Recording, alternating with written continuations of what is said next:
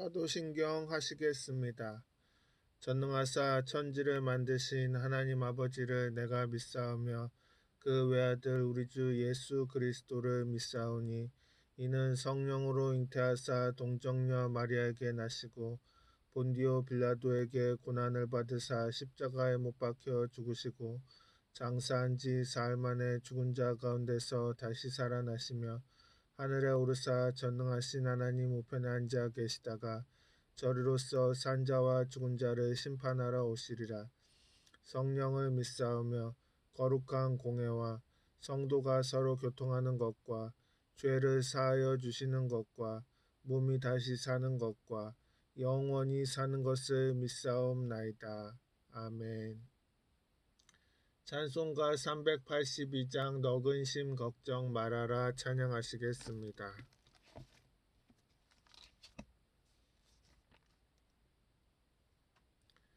너근 심 걱정 말아라 주 너를 지키리 주 날개 밑에 거하라 주 너를 지키리 주 너를 지키리 아무 때나 어디서나 주 너를 지키리 늘 지켜주시리 어려워 낙심될 때에 주 너를 지키리 위험한 일을 당할 때 주 너를 지키리 주 너를 지키리 아무 때나 어디서나 주 너를 지키리 늘 지켜주시리 넣었을 건 미리 아시고 주 너를 지키리 구하는 것을 주시며 주 너를 지키리 주 너를 지키리 아무 때나 어디서나 주 너를 지키리 늘 지켜주시리 어려운 시험 당해도 주 너를 지키리 구주의 품에 거하라 주 너를 지키리 주 너를 지키리 아무 때나 어디서나 주 너를 지키리 늘 지켜주시리 아멘. 기도하시겠습니다. 주님 오늘은 마태복음 9장 20절로 22절 말씀 소원이란 제목으로 설교합니다. 주님의 말씀들이 성도님들 마음밭에 뿌려져서 결실하고 삶에 나아가서 실천되어짐으로써 주님의 선한 사역 이루어지게 하여 주시옵소서. 예수님 이름으로 기도합니다. 아멘. 봉독하실 성경 말씀은 마태복음 9장 20절로 22절 말씀입니다.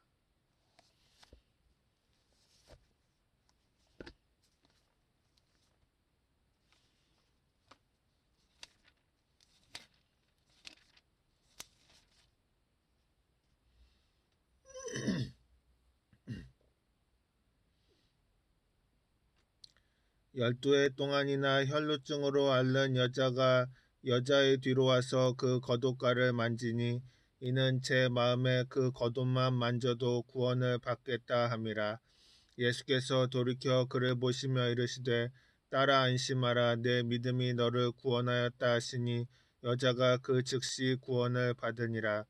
예수께서 그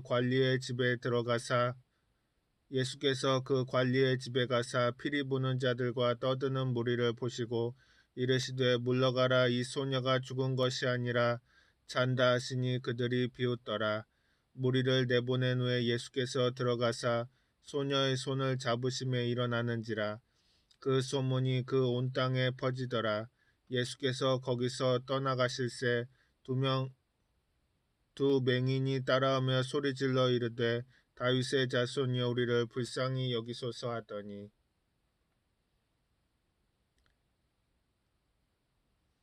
아멘. 인생을 살다 보면 갖가지 고난을 당하게 됩니다. 그럴 때 낙심하고 절망하여 그대로 주저앉아 버려서는 안 됩니다. 문제를 해결하겠다는 소원과 꿈을 가지고 믿음으로 예수님께 나아가야 합니다. 성경에는 12해를 혈루증으로 앓던 한 여인이 예수님을 만나서 운명이 달라지는 사건이 기록되어 있습니다. 이 여인은 병에서 낫고자 하는 뜨거운 꿈이 마음속에 있었습니다. 그리고 그는 예수님께 직접 나와서 안수를 받지 못하더라도 몰래 뒤로 가서 옷자락에 손만 대어도 나을 것이라는 신념을 가지고 있었습니다. 그래서 그 소원과 꿈을 가지고 예수님께 나아갔는데 예수님의 옷자락에 손을 대서 순식간에 12해를 앓던 병에서 고침을 받고 건강하게 되었습니다. 레위기 15장에 보면 혈루병에 대한 규례가 나오는데 이 혈루병에 걸리면 하나님께 예배를 드리러 나갈 수도 없습니다. 사람이나 사물이 이 혈루병에 걸린 사람에게 접촉만 하면 부정한 상태가 되고 맙니다. 그래서 혈루병에 걸린 여인은 성전에 가서 제사를 드릴 수도 없고 가족들이 모이는데 나갈 수도 없습니다. 그리고 그는 육체적인 고통도 있거니와 심리적인 고통도 말할 수 없이 컸었습니다. 12년 동안 여기저기 의사를 찾아다니며 치료를 받아도 낫지 않고 있던 재산을 다 허비해버리고 물질적으로도 궁핍하게 되었습니다. 육체적 고통과 심리적 고통, 거기에 물질적 가난까지 그야말로 절대 절망에 처해 있었습니다. 고통을 가져오는 것은 질병뿐만이 아닙니다. 우리가 이 세상에서 사는 삶은 가난에 의해서도 고통이 대단히 큽니다. 통계청의 최근 발표에 의하면 지금 우리나라 청년 실업이 역대 최고라고 합니다. 뿐만 아니라 노인 빈곤율은 OECD 국가 중 1위요. OECD 평균보다 4배나 높고 노인 자살률도 1위를 기록하고 있다고 말하고 있습니다. 남녀노소 할 것 없이 모두가 먹고 사기가 힘든 것입니다.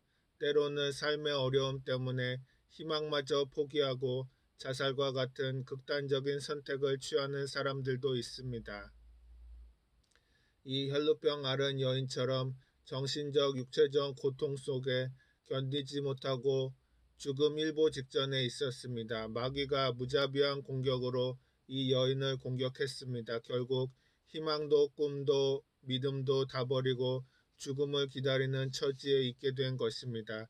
모든 병의 뒤에는 마귀가 있습니다. 사람들은 그냥 병들면 병들었지 무슨 마귀가 있느냐라고 그러는데 성경은 모든 병은 그 배후에 마귀의 억압이 있다고 말하고 있는 것입니다. 하나님이 예수님에게 성령과 권능을 기름 붓듯 하셨음에 저가 두루다니며 착한 일을 행하시며 마귀에게 눌린 모든 자를 치료했다고 말했습니다. 그러므로 우리가 마귀를 쫓아내면 병도 쫓겨나가는 것을 볼 수 있습니다. 베드로전서 5장 8절에 보면 근신하라 깨어라 너희 대적 마귀가 우는 사자같이 두루다니며 삼킬 자를 찾나니 라고 기록되고 있습니다. 우리를 정복하여 지배하려고 하는 마귀의 역사가 끊임없이 있다는 것입니다. 요한복음 10장 10절에는 도둑이 오는 것은 도둑질하고 죽이고 멸망시키려는 것뿐이요 내가 온 것은 양으로 생명을 얻게 하고 더 풍성히 얻게 하려는 것이라고 했습니다. 예수님께서는 너희들 못 살게 하는 것은 마귀가 하는 짓이지 하나님이 하는 것이 아니다. 하나님은 좋은 것을 주시고 생명을 주신다. 그러나 마귀는 도적질하고 죽이고 멸망시키는 일을 한다고 말씀하십니다. 우리가 어려운 일을 겪을 때 그 배후에 도둑놈 같은 마귀가 있어서 괴롭게 한다는 것을 알아야 하는 것입니다.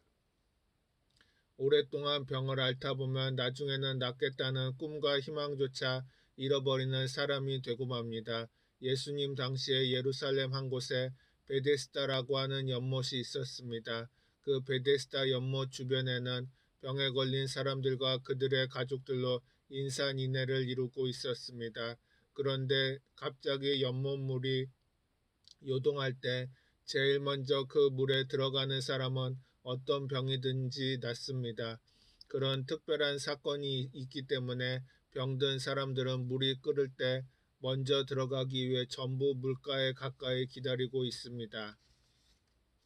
그런데 거기에 38년 동안 기다리고 있던 사람이 있었습니다. 38년간 병 낫기를 고대했는데 심신이 너무 약해서 직접 걸어 들어갈 수도 없고 또 주변에 자신을 넣어줄 가족들도 없는 비참한 신세였습니다. 결국 다른 사람들이 연못에 들어가는 것만 물끄러미 바라보며 부러워만 하고 있었던 것입니다. 많이 고통을 당하다가 이제 낫는 것조차도 포기할 정도로 아주 절망에 처했습니다.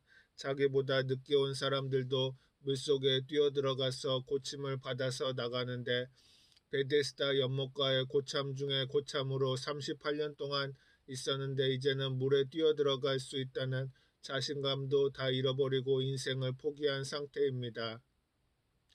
그런데 예수님께서 하루는 베데스다 연못가에 와서 이 사람에게 찾아가서 그 앞에 서니까 사람들이 모여올 것이 아닙니까? 예수님께서 그 사람을 보고 낫고자 하느냐? 이 사람이 누구를 보고 희롱을 하느냐? 낫고자 아니하면 그 연못가에 38년 동안 앉아 있겠느냐? 그러나 예수님께서는 그 사람에게 너 낫고자 하느냐 하고 물었습니다. 이 사람은 말할 필요 없이 내가 낫고자 하나 물이 동할 때 나를 물속에 집어넣어 줄 사람이 없어 38년 동안 이렇게 물가에서 의식주 문제를 해결하고 요행을 기다리고 있다고 말합니다. 그때 예수님께서 내 침상을 들고 집으로 돌아가라 말씀하시는 순간 순식간에 몸이 날아갈 듯이 상쾌하고 병이 나아버렸습니다. 예수님께서 낫고자 하느냐고 물었냐면 왜 예수님께서 낫고자 하느냐고 물었냐면 하나님께서 사람을 도와주려고 할 때 그 사람에게 소원과 꿈이 있어야 하는 것입니다. 소원과 꿈이 있어야 하나님이 도와줄 수 있습니다. 꿈이 없는 백성은 망한다고 했습니다. 꿈이 없는 백성이 되어 있으니까 하나님이 도와줄 수 없습니다. 그러므로 꿈을 다시 살리기 위해서 낫고자 하느냐 그것을 물은 것입니다. 하나님께 나와서 기도하는 사람은 꿈이 있어야 합니다. 여러분께서 하나님께 나와서 은혜를 받고자 하면 마음의 소원과 꿈이 분명하게 있어야 하는 것입니다. 소원과 꿈이 없이 목적 없이 방황하는 사람은 하나님의 도움을 받을 수 없습니다. 이 사람은 38년 동안 베데스다 연못가에 있었으니 소망과 꿈도 다 사라져 버렸습니다. 그런데 꿈이 없으면 망합니다. 병이 낫지 않습니다. 그러니 예수님께서 그 사람에게 제일 먼저 물은 질문이 낫고자 하느냐? 병자가 낫고 싶은 것이 당연한 일이 아니겠습니까? 물어볼 필요도 없습니다. 그런데 예수님께서 이렇게 질문하신 것은 38년 된 병자의 마음속에 낫겠다는 꿈과 희망을 다시 복구시켜주기 위한 일 때문인 것입니다. 오늘 우리 살아있는 주변에 희망과 꿈을 잃어버린 사람이 많습니다. 하나님을 찾지도 아니하고 자기의 미래의 희망도 놓쳐버리고 바람 부는 대로 물결치는 대로 사는 사람들이 많이 있습니다. 그런 사람들은 하나님께 찾아와 뭐라고 하는지 압니까? 여의도 순복음교회 한번 가보자. 남편이 깨고 아내가 깨고 자식이 깨고 부모가 깨고 친구가 깨고 가서 설교만 들어보자 그래서 꾀임을 받아서 나온 사람이 많습니다. 그런 편지를 많이 받습니다. 우리 집사람이 한 번만 따라와 달라고 사정을 해서 한 번 따라오니 두 번이 되고 세 번이 되고 이제는 여의도 순복음교회 장로가 되었습니다. 여러분이 교회에 나오면 마음의 소원을 갖게 되는 것입니다.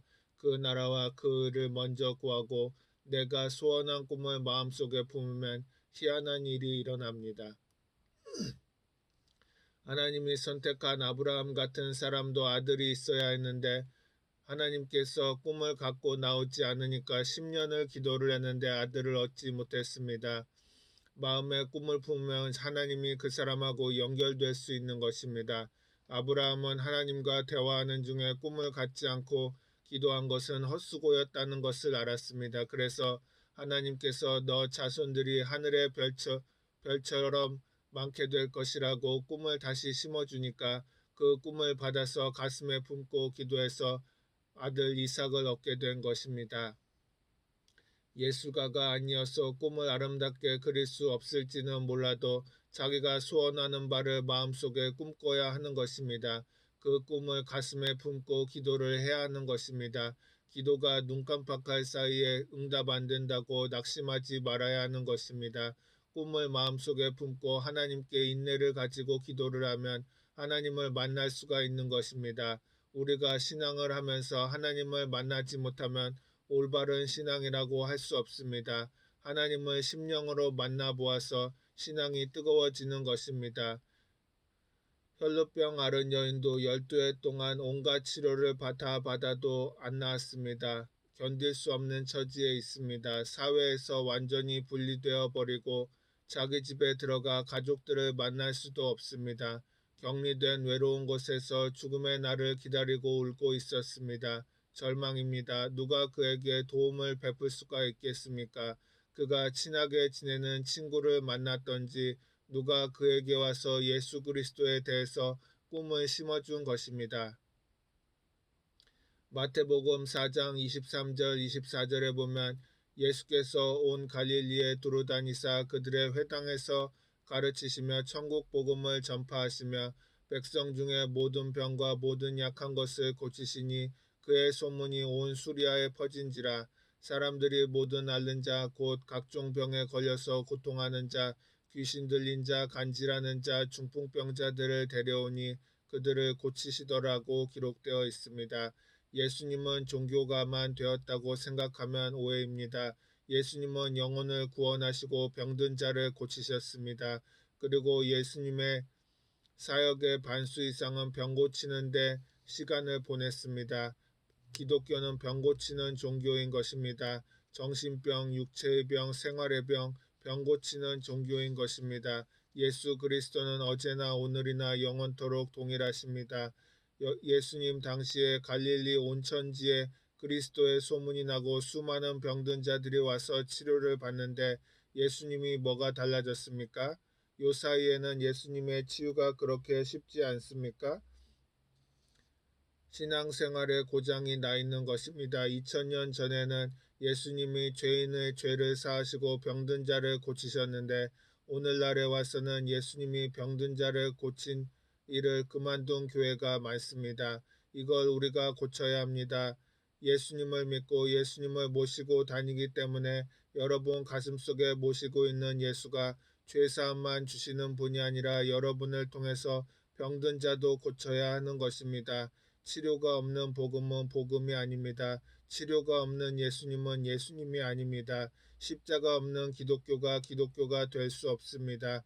예수님은 십자가에서 몸짓고 피 흘려 내가 다 이루었다고 하시면서 우리의 구주가 되셨습니다. 그러므로 예수 그리스도는 오늘도 여러분의 용서와 의로 돌보아 주시고 오늘도 여러분을 성령을 받게 해주시고 오늘도 치료해 주시고 오늘도 가난과 저주에서 해방시켜 주시고 오늘도 죽음에서 부활하여 영생을 얻는 소망을 주시는 주님인 것입니다. 우리의 영혼이 잘됨같이 범사에 잘되고 강건하기를 간구하는 예수님은 변화되지 않았다는 것을 우리가 알아야 하는 것입니다.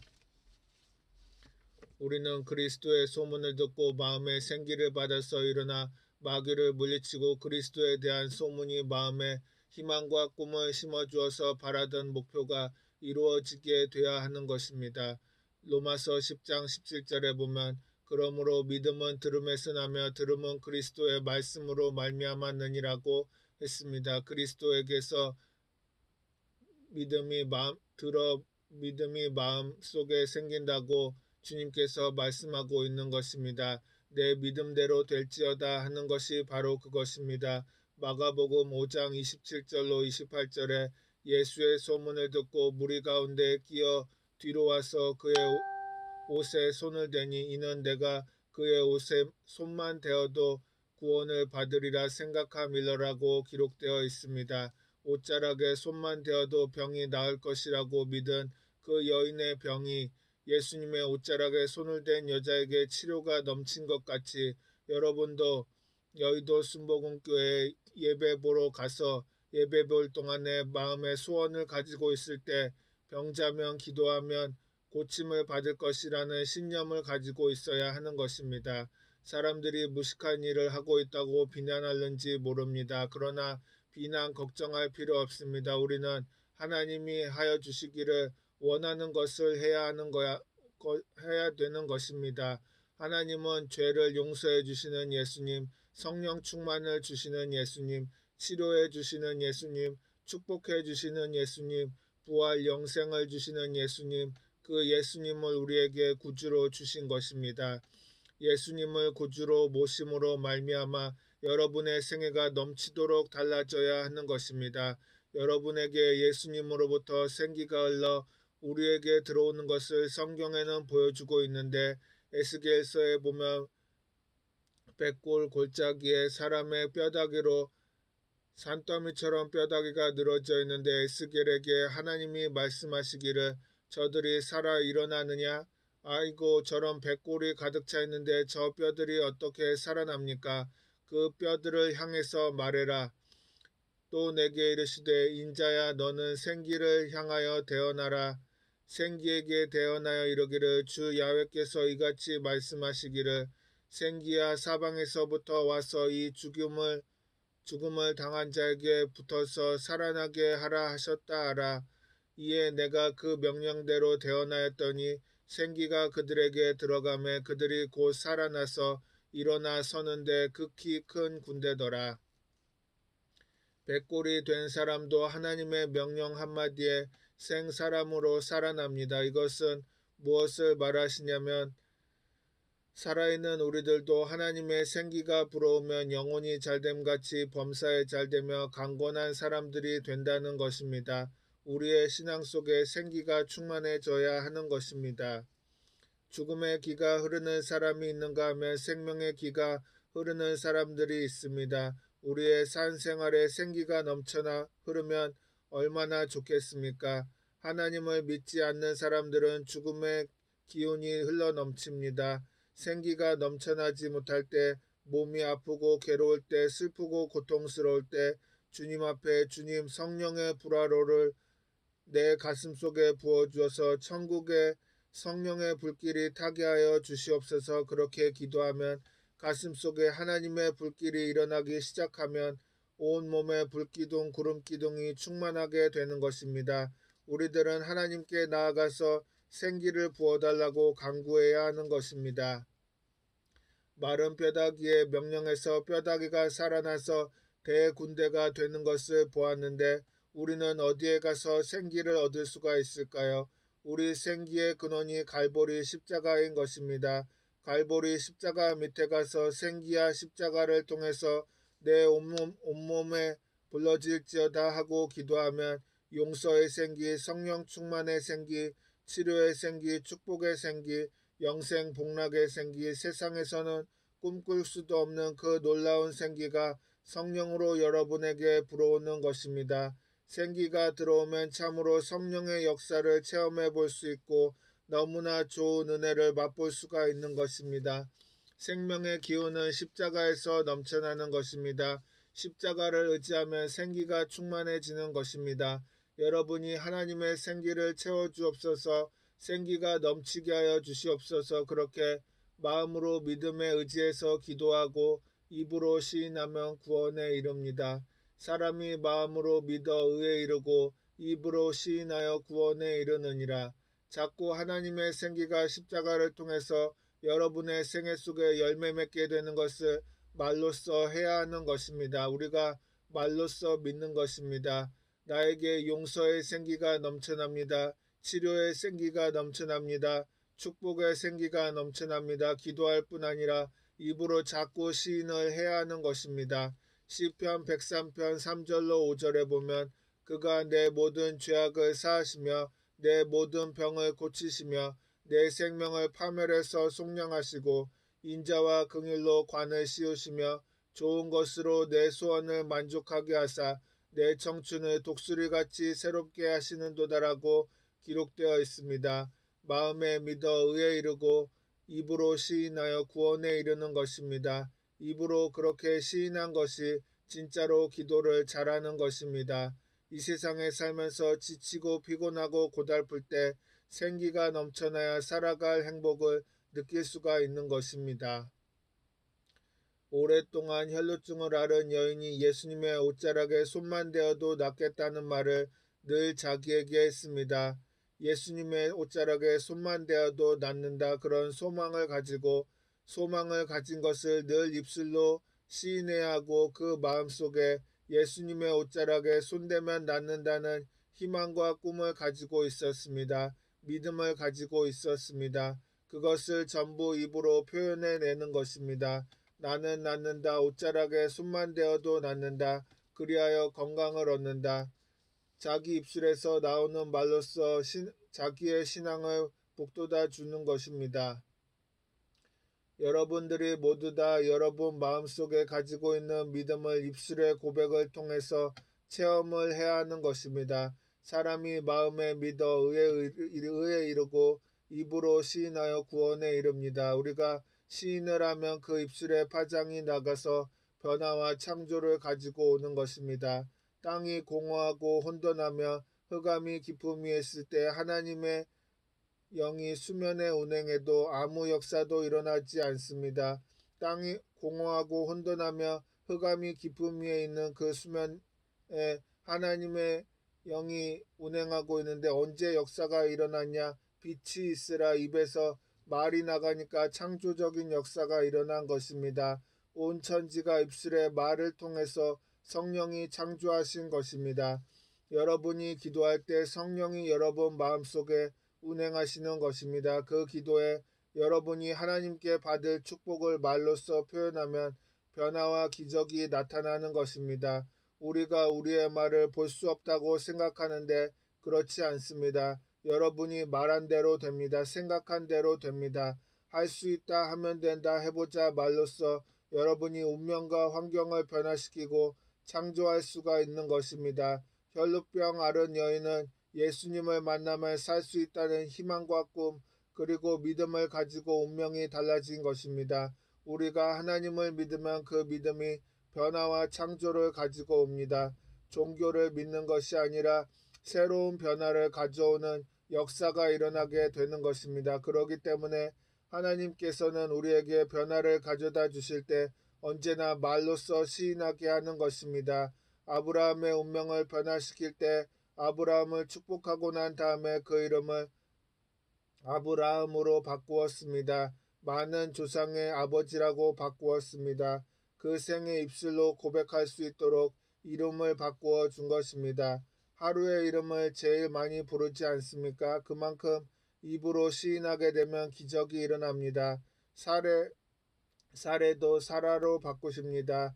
아직 이삭을 낳지 못했을 때 많은 자식의 어머니란 이름을 주었습니다. 사람들이 다 비웃었습니다. 자식도 없는데 많은 자식의 어머니라니 한두 자식의 어머니라고 해도 좋을 것인데 많은 자식의 어머니라니 너무 과장된 것이다. 그러나 그때부터 사람들마다 우습지만 그 입에서 나온 이름이 창조적인 본능을 행사해서 아브라함은 많은 민족의 조상이 되었고 사라는 많은 자식의 어머니가 된 사라가 되어 변화가 다가온 것입니다. 우리가 마음속에 소원과 꿈이 있으면 그 소원과 꿈이 이루어지기 위해서 믿음의 기도를 하고 그 다음 이루어진 것을 입으로 시인해야 하는 것입니다. 우리 스스로가 힘이 없다고 하지만 세월이 흘러가고 난 다음에 보면 여러분이 생각하고 말한 것이 이루어져 있는 것을 알 수 있는 것입니다. 우리가 생명 강수를 언제나 마시기를 원하는데 예수 그리스도를 오중복음으로 확실히 우리가 알고 입술로 강하게 시인하면 생기가 우리 삶 속에 넘쳐나게 되는 것입니다. 생명 강이 넘쳐나고 생명의 바람이 넘쳐나고 생명의 역사가 일어나게 되므로 영혼이 잘됨 같이 범사에 잘되며 강건한 것은 반드시 이루어지는 것입니다. 기도하시겠습니다. 사랑과 은혜가 풍성하신 하나님, 우리는 삶의 무게로 질병으로 고통하며 낙심할 때가 너무나도 많습니다.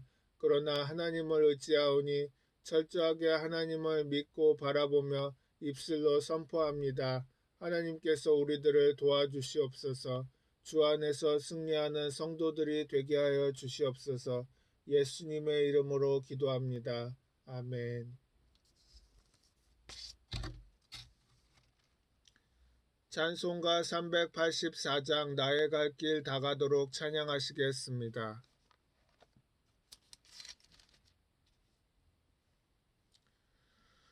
나의 갈 길 다가도록 예수 인도하시니 내 주 안에 있는 긍휼 어찌 의심하리요. 믿음으로 사는 자는 하늘 위로 받겠네. 무슨 일을 만나든지 만사 형통하리라. 무슨 일을 만나든지 만사 형통하리라. 나의 갈 길 다가도록 예수 인도하시니 어려운 일 당한 때도 족한 은혜 주시네. 나는 심히 고단하고 영혼 매우 가라나 나의 앞에 반석에서 샘물 나게 하시네. 나의 앞에 반석에서 샘물 나게 하시네. 나의 갈 길 다가도록 예수 인도하시니 그의 사랑 어찌 큰지 말로 할 수 없도다. 성령 감화 받은 영혼 하늘 날아갈 때에 영영 부를 나의 찬송 예수 인도하셨네. 영영 부를 나의 찬송 예수 인도하셨네. 아멘. 주기도문 하시겠습니다. 하늘에 계신 우리 아버지여, 이름이 거룩히 여김을 받으시오며 나라가 임하시오며 뜻이 하늘에서 이루어진 것 같이 땅에서도 이루어지이다. 오늘 우리에게 일용할 양식을 주시옵고 우리가 우리에게 죄 지은 자를 사하여 준 것 같이 우리 죄를 사하여 주시옵고 우리를 시험에 들게 하지 마시옵고 다만 악에서 구하시옵소서. 나라와 권세와 영광이 아버지께 영원히 있사옵나이다. 아멘.